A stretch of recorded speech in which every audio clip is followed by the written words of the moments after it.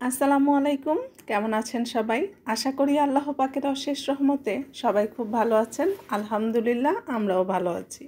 প্রতিদিনের মতো সকাল থেকে ভিডিওটি শুরু করলাম। আসলে আমাদের মেয়েদের কাজ তো সকালে ঘুম থেকে ওঠার সাথে সাথেই শুরু হয়ে যায়। তারপরে আমরা যতক্ষণ সজাগ থাকি ততক্ষণ কিছু না কিছু কাজ আমাদের চলতেই থাকে।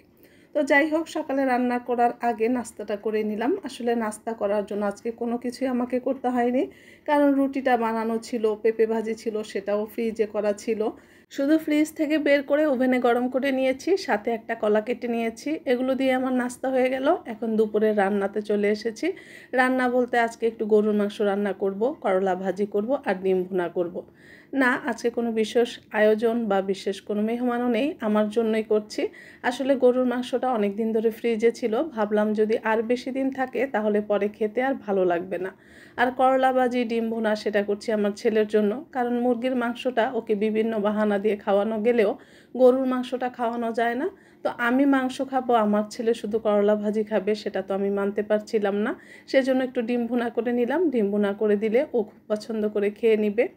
সেজন্য এক চুলাতে আগে আমি গরুর মাংসটা বসিয়ে দিয়ে তারপরে আমি অন্য চুলায় ডিম ভুনাটা করে নিচ্ছি। আগে আমি ডিমগুলো সেদ্ধ করে খোসাটা ছাড়িয়ে কাঁটা চামচ দিয়ে একটু কেটে নিয়েছি। এখন হলুদ লবণ দিয়ে ভালো করে ভেজে তারপর পেঁয়াজ ভেজে মশলা কষিয়ে ডিম ভুনাটা করে নিব। আসলে এভাবে ডিম ভুনা খেতেও বেশি পছন্দ করে। অনেক সময় আমি ডিম ভেঙে ভুনা করি, সেভাবেও তেমন একটা পছন্দ করে না। সেজন্য যেহেতু ডিম ভুনাটা ওর জন্য করছি, তাই ওর পছন্দ মতোই করে নিলাম। আর মাত্র দুটোই করলাম। যেহেতু গরুর মাংস আছে, করলা ভাজি থাকবে, তাই আমার জন্য আর ডিম ভুনাটা করলাম না। তো কথা বলতে বলতে মোটামুটি গরুর মাংসটা সেদ্ধ হয়ে গেছে। এখন কিছুটা আলু দিয়ে দিব। গরুর মাংসের মধ্যে আলু কিন্তু আমার খুব পছন্দ, সেজন্যই আলু দেওয়া। তো আলুগুলো একটু ছোট ছোট করেই কেটে নিয়েছিলাম। এখানে বড় একটা আলু কেটেছি ছোট ছোট করে, তাই অনেকগুলো দেখা যাচ্ছে। তো মাংসের মধ্যে আলু দিলে কিন্তু আমার বরাবরই খেতে খুব ভালো লাগে। যখন গরুর মাংসটা বিশেষ করে সেদ্ধ হয়ে যায় তখন আলুটা দিই। আর যদি মুরগির মাংস ব্রয়লার হয় তাহলে তো সাথে সাথেই দিই। তো একদিকে আমার গরুর মাংসটা মোটামুটি রান্না হয়ে গেছে, আর ডিম ভুনাটা তো হয়ে গেল। এখন ডিম ভুনাটা তুলে সেই পাত্রের মধ্যেই, সেই প্যানের মধ্যেই আমি আরও বেশ কিছুটা তেল দিয়ে তারপরে দিয়ে দিলাম আলু, কারণ আলু দিয়ে আজকে করলা ভাজি করব। তো করলাগুলো আগেই আমি কেটে ধুয়ে পানি ঝরিয়ে রেখে দিয়েছিলাম। আলুগুলোও কেটে নিয়েছি।